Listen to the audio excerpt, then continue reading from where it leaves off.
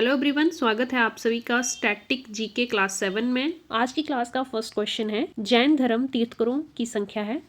तो जैन धर्म में 24 तीर्थकरों की संख्या है, जिसमें प्रथम तीर्थकर थे ऋषभदेव और 24वें तीर्थकर महावीर जी को माना जाता है।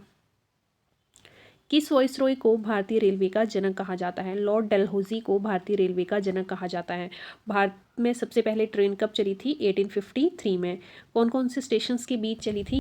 बॉम्बे और ठाणे के बीच में ये ट्रेन चली थी और इन दोनों के बीच का डिफरेंस था 34 किलोमीटर का। सौर मंडल में किस ग्रह को भोर का तारा कहा जाता है? शुक्र ग्रह को भोर का तारा कहा जाता है। बृहस्पति सौरमंडल का सबसे बड़ा ग्रह है। शनि सौरमंडल का सबसे सुंदर ग्रह है। शुक्र को पृथ्वी की बहन भी कहा जाता है और ये सबसे गर्म ग्रह भी है। 1 दिसंबर को दुनिया भर में डैश के रूप में मनाया जाता है। तो 1 दिसंबर को विश्व एड्स दिवस मनाया जाता है। विश्व स्वास्थ्य दिवस कब मनाया जाता है? ये मनाया जाता है 7 अप्रैल को।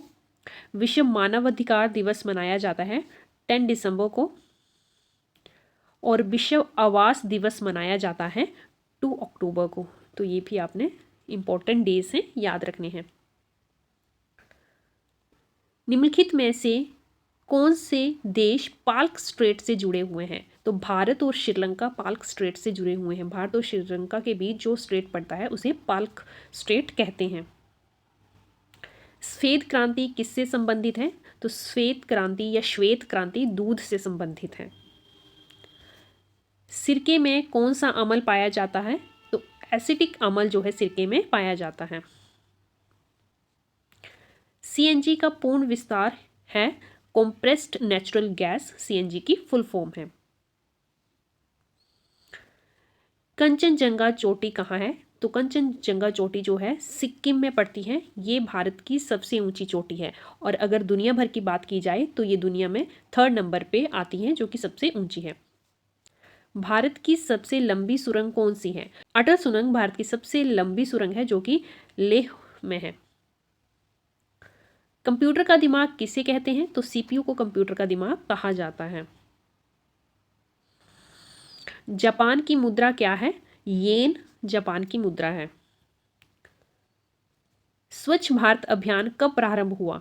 तो 2 अक्टूबर 2014 में स्वच्छ भारत अभियान शुरू किया गया था। नेक्स्ट है, रामकृष्ण मिशन का संस्थापक कौन था? तो बालकृष्ण मिशन की स्थापना की थी स्वामी विवेकानंद ने। स्वामी दयानंद ने की थी आर्य समाज की स्थापना।